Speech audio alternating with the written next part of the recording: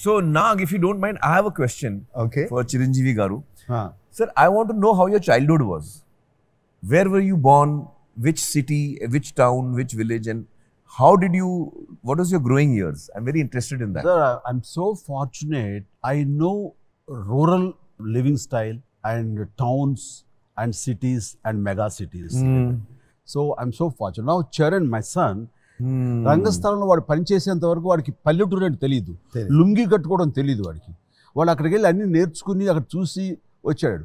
So that way we are so fortunate. I know all the మన పొలాల్లో పనిచేయడం తెలుసు, నాకు కోతలు హార్వెస్టింగ్ అంటే తెలుసు, నాట్లు పెట్టడం తెలుసు. నేను మాకుండే 7 ఎకరాల పొలాల్లో నేను పనిచేశాను. Grass roots. అండ్ మా ఫాదరు టౌన్లో జాబ్ చేసేవాడు. He was state excise inspector నుంచి AES వరకు అయ్యారు ఆయన. దట్ టైం నేను ఆ టౌన్లో కొన్నాళ్ళు ఉన్నాను. ఏదైనా సరే అలాంటి విలేజ్ సబ్జెక్ట్ వస్తే నాకు ఈజీగా ఉంటుంది. మా పిన్నమ్మలతోటి వాళ్ళతో చేరి ముగ్గులు వేసేవాళ్ళు. ఆ ముగ్గులో గొబ్బెమ్మలు పెడితే నేను పెట్టేవాడిని, వాళ్ళ కోసం కొట్టుకోవడం. అంటే మాకన్నా కొంచెం తెలుసండి, వీళ్ళకి అసలు తెలియదు. That is the exciting part also actually. I want to ask one thing from Chiranjeevi garu. Lal Singh Chadha 10 years టైంలో ఒక అమ్మాయిని ప్రేమిస్తాడు. జస్ట్ 10 years వయసు. మరి మీరు when did you fall in love first time, sir? Sir, let me remember. Yes, 7th class. Oh, 7th class. అమ్మాయి పేరు చెప్పను, వద్దండి. కానీ అమ్మాయి మాత్రం సైకిల్ తొక్కుతుంటుంది. అప్పుడు ఇంకా నాకు సైకిల్ రాలేదు, వచ్చుగానే అంత ఎక్స్పర్ట్ కాదు. సో ఒక అమ్మాయి సైకిల్ తొక్కడం అంటే మా మొగలతోళ్ళు చాలా ఆశ్చర్యంగా ఉండేది. సో ఆ అమ్మాయి మా ఇంటి దాకా రోడ్డు దాకా వెళ్ళేది.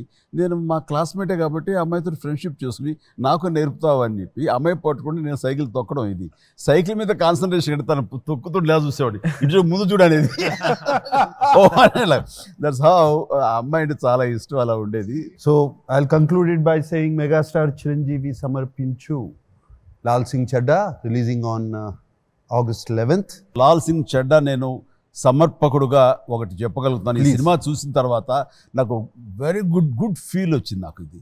అండ్ ఎమోషనల్ జర్నీలాగా నాకు అనిపించింది. ఆయన పెర్ఫార్మెన్స్ తనతో పాటు నా ఇంట్లో కూర్చొని చోటు అనేది it's a wonderful experience for me. ఎంత హ్యాపీ ఫీల్ అయ్యామో, ఎంత సంతృప్తి నేను ఈ సినిమా చూసి ఫీల్ అయ్యానో, అంతే సంతృప్తి మన ఆడియన్స్ కూడా ఫీల్ అవుతారని నమ్మకం నాకు చాలా బాగుంది. లేకపోతే ప్రెజెంట్ చేయరు కదండి. చేయలేను.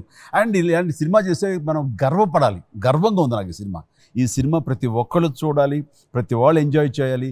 అండ్ అలాగే అమీర్ ఖాన్ లాంటి ఒక గ్రేట్ యాక్టర్ని మన ఇళ్ళకు కూడా మనం ఆహ్వానించి మన గుండెలకి అతి దగ్గర చేసుకోవాలని మీరు అందరూ కూడా ఆయన బ్లెస్సింగ్స్ ఇవ్వాలని మనస్ఫూర్తిగా కోరుకుంటున్నాను. ఇది జరుగుతుంది.